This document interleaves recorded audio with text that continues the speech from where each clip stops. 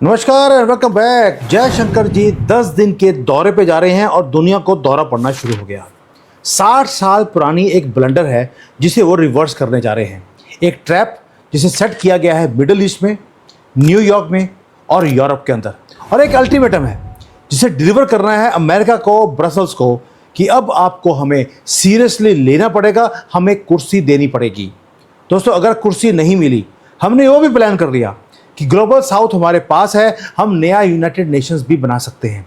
लेकिन उसके लिए आपको पता होना चाहिए कि ये 10 दिन का जो स्प्रिंट है जयशंकर जी का, 10 दिन 10 कंट्रीज और दौरे में कन्वर्ट हो जाएगा।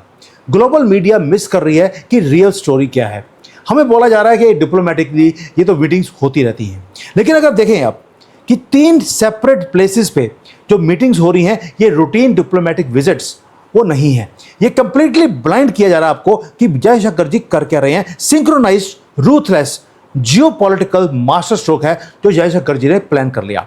अब फॉलो करते हैं इनविजिबल थ्रेड्स को। जब आप देखेंगे सबको कि क्यों किया जा रहा है, और कई मीटिंग्स पहले अरेंज्ड हैं, कुछ बाद में हैं और कुछ एंड में हैं। क्यों किया है अब बताता हूं आपको एक एक करके। आप क्लोजली देखिए कि जयशंकर जी सबसे पहले जा रहे हैं कतर में, बहरेन में, कुवैत में और ओमान में। ये 4 कंट्रीज ही क्यों? क्योंकि उसका रीजन है कि स्ट्रेट ऑफ हॉर्मुज़ हमने पता लग गया ये ग्लोबल चोक पॉइंट है, कभी भी बंद हो सकता है।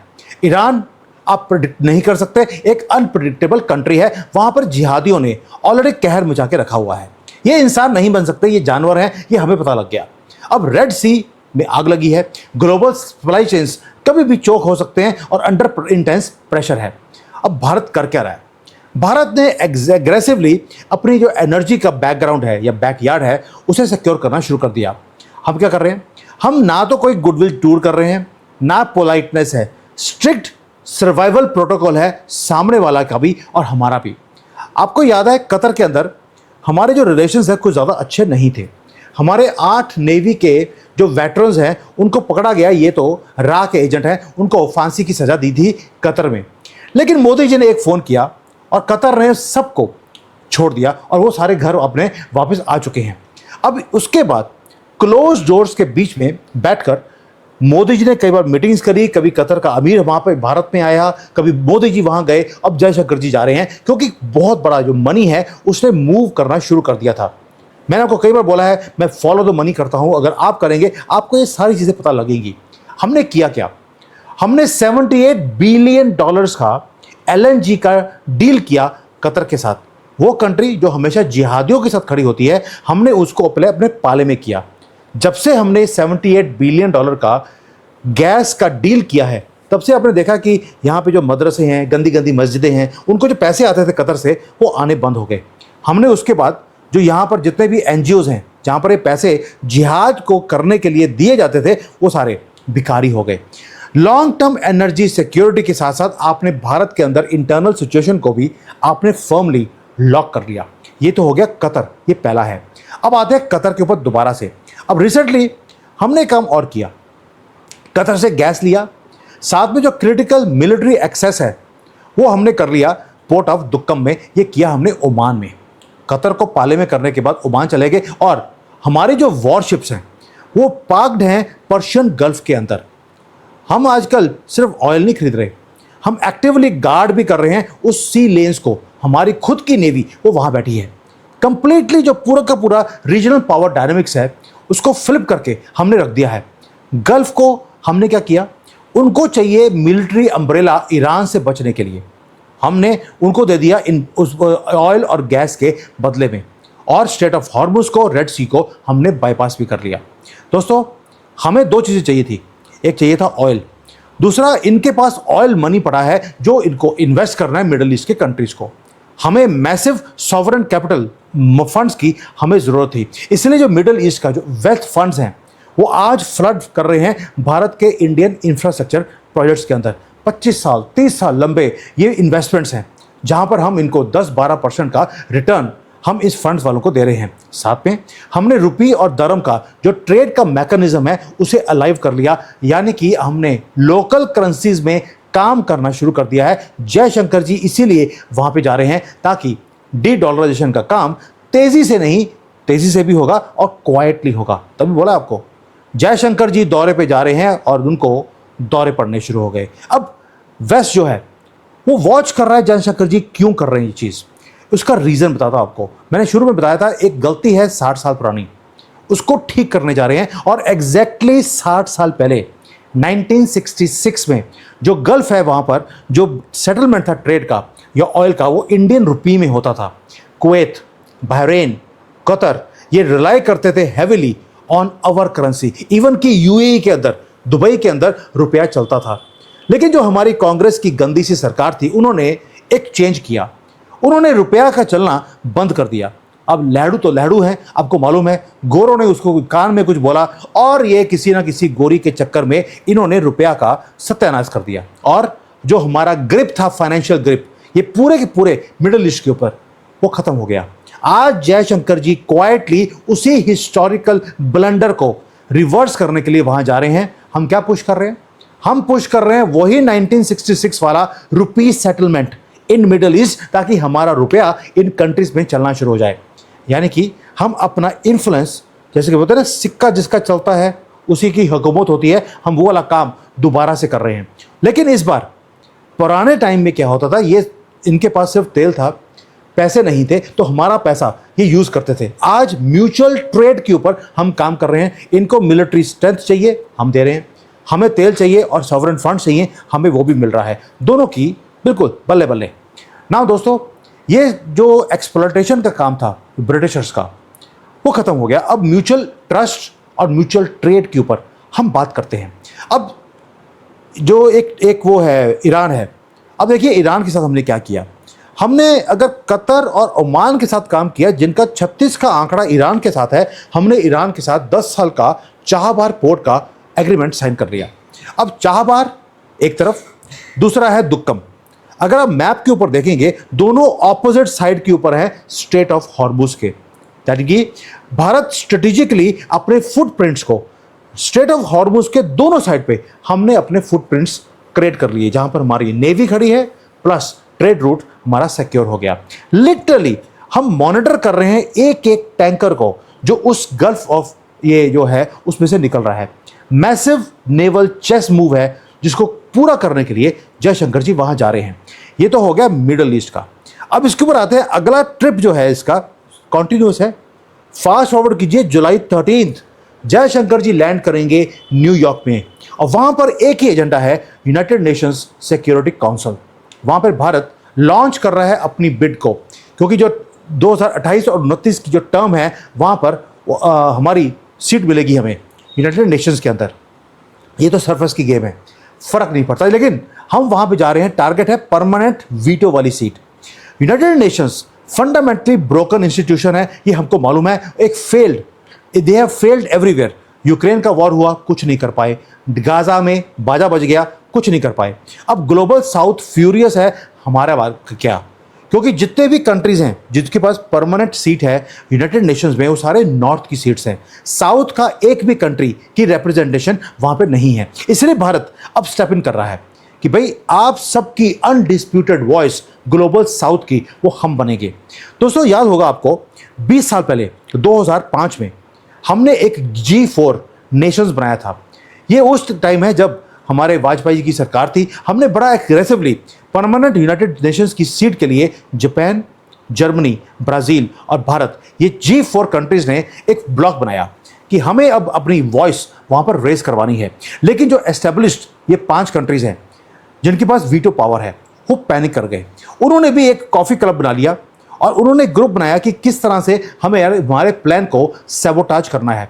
सैबोटाज ऑपरेशन को किया गया और 20 साल तक बिल्कुल नाइसली उन्होंने पूरे रूल्स को रिग किया और हमें परमानेंट सीट नहीं दिलवाई। दुनिया की 20-25% की पॉपुलेशन हमारे पास है और हमारे पास वीटो पावर भी नहीं है और परमानेंट सीट भी नहीं है। इसलिए जो ये हमने इतनी वहाँ पर प्रपोजल्स भेजी यूनाइटेड नेशंस में कि आप इसको रिफॉर्म कीजिए। ये टूथलेस एक ऑर्गेनाइजेशन बन चुका है। आपको पूरे ग्लोबल जितने कंट्रीज हैं उसकी वॉइस आपको बनानी चाहिए। इन्होंने उस प्रपोजल्स को लिया तो सही, लेकिन कभी रिफॉर्म्स को ना एडमिट किया और ना ही इंप्लीमेंट किया। अब हमें पता लग गया कि ये सिर्फ एक कमेटी बनाई हुई है जहां पर एंडलेस यूजलेस डिबेट्स होती हैं, होता कुछ भी नहीं है। इसलिए हमारी स्ट्रेटजी वो रूथलेस है। अगर जयशंकर जी को भेजा है वहाँ पे डमरू घुमा के आएंगे, नाम में ही जयशंकर है। दोस्तों वहाँ पे हम लॉन्च कर रहे हैं 2028 की बिड, जहाँ पर हम डेडलाइन दे रहे हैं यूनाइटेड नेशंस को, या तो हमें आप ग्लोबल स्टेज दे दीजिए ताकि हमारे पास वोट हो, वीटो पावर हो, और अगर यूनाइटेड नेशंस में ये रिफॉर्म्स 2028 तक नहीं किए, हम यूनाइटेड नेशंस को छोड़ने के लिए तैयार है। मरने दीजिए इस ऑर्गेनाइजेशन को, हमें फर्क नहीं पड़ता। क्यों? क्योंकि हमने ऑल्टरनेट 2 प्लेटफॉर्म खड़े कर लिए, 3, एक है ब्रिक्स, दूसरा है एससीओ और तीसरा है ग्लोबल साउथ। और जयशंकर जी अल्टीमेटम को देने के लिए वहां पे जा रहे हैं। कोई पोलाइट एप्लीकेशन जो 20 साल पहले वाजपेयी जी ने दी थी, वो काम छोड़ दीजिए। अब आता है अल्टीमेटम का काम। दोस्तों उसका रीजन है कि चाइना हमेशा ही डेलिबरेटली वो ब्लॉक करता है हमारी एंट्री को यूनाइटेड नेशंस की परमानेंट सीट के ऊपर। आपको याद होगा 1950s में हमें जो JF कैनेडी है उसने ऑफर किया था भारत को कि आपको परमानेंट सीट हम देते हैं, लेकिन लहड़ू बोलते नहीं, चाइना नाराज हो जाएगा। मैं वहाँ पे पता जब भी जाता हूँ घूमने के लिए, वहाँ पे लड़की मुझे देते हैं। आपको बताऊँ मैं, लड़कियों के चक्कर में उसने परमानेंट सीट चाइना को दे दी, भारत को नहीं दी। तब से लेकर अब तक हम फंसे हुए हैं। यूनाइटेड स्टेट्स ने दोबारा से दिया है यूनाइटेड नेशंस की परमानेंट सीट, लेकिन उसके अंदर बोल दिया कि वीटो पावर आपको नहीं दी जाएगी। ये ट्रैप था, हमने मना कर दिया। हमारे पास ऑलरेडी परमानेंट सीट की ऑफर आ चुकी है, लेकिन विदाउट वीटो पावर वो कंप्लीटली मीनिंगलेस है। जयशंकर जी ने और मोदी जी ने दोनों ने मना कर दिया।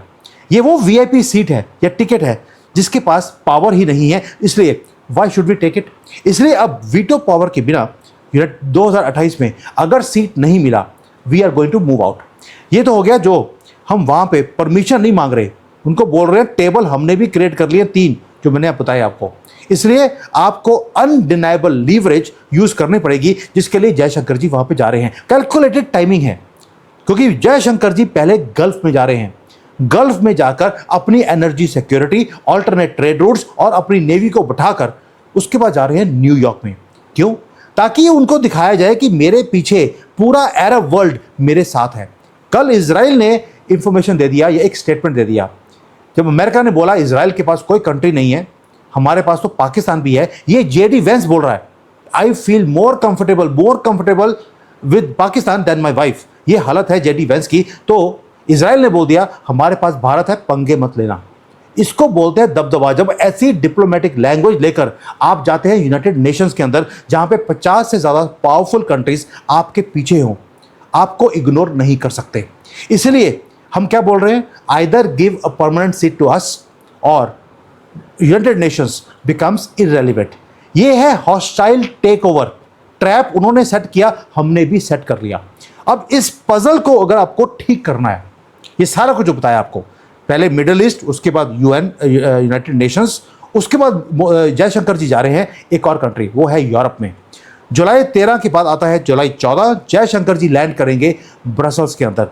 ये क्रूशल जो भारत और EU के बीच में एक जो ट्रेड का जो हमारा FTA साइन हुआ था, उसको इंप्लीमेंट करवाने जा रहे हैं। आपको मालूम है दोस्तों, वहाँ पे मीटिंग होने वाली है ट्रेड एंड टेक्नोलॉजी के काउंसिल के अंदर। यूरोप करंटली बिल्कुल इकोनॉमिक पैनिक में है। जर्मनी की फैक्ट्रीज बंद हो रही हैं, मैंने बड़ा डिटेल में आपको वीडियो बनाया था। जो रशियन गैस है जब से बंद हुआ है जर्मनी में आने के लिए, भारत से ले रहे हैं वो तेल, उसके कारण चाइना का जो माल है वो और सस्ता हो गया। उन्होंने फ्लड कर दिया यूरोप को अपने चीप इलेक्ट्रिक व्हीकल्स के साथ। यूरोप डेस्परेट है, उसे एक मार्केट चाहिए। उसकी जो बड़ी बड़ी कंपनीज हैं वो बंद हो रही हैं, इसलिए उसे एक जो मैसिव कंज्यूमर मार्केट चाहिए। चाइना ने रास्ते बंद करे हैं, लेकिन अपना माल वो यूरोप में बेच रहा है। इसलिए हम क्या कर रहे हैं, हम जाके बोल रहे हैं हमारी मार्केट चाहिए। कोई बात नहीं, आपको ये जो डिजिटल टेक का टैलेंट है वो हम प्रोवाइड करते हैं, लेकिन यूरोप अपना सामान तो बेचना चाहता है, लेकिन साथ में वो दादागिरी भी दिखा रहा है। उन्होंने रिसेंटली एक कार्बन बॉर्डर का एडजस्टमेंट मैकेनिज्म उन्होंने क्रिएट कर दिया। ये मैसिव ग्रीन टैक्स है जो भारत के स्टील एक्सपोर्टर्स के ऊपर लगाया गया। आपने उस न्यूज़ को देखा होगा। ये शेयर एक तरीका है अपनी कंपनीज को यूरोप बचाने के लिए, एक प्रोटेक्शनिज्म का वो मैकेनिज्म उन्होंने खड़ा कर दिया क्लाइमेट चेंज के नाम पर। लेकिन ये चीज़ें चाइना के ऊपर नहीं है। जयशंकर जी को मालूम है ये हिपोक्रेसी है यूरोपियंस की। उनको लगता है कि कॉलोनियल टाइम पे हम इन काले काले भारतीयों के ऊपर हमने राज किया है, उनको लगता है कि उनके पास एक बाय बर्थ एक राइट है कि वो चीज़ों को डिक्टेट कर सकते हैं।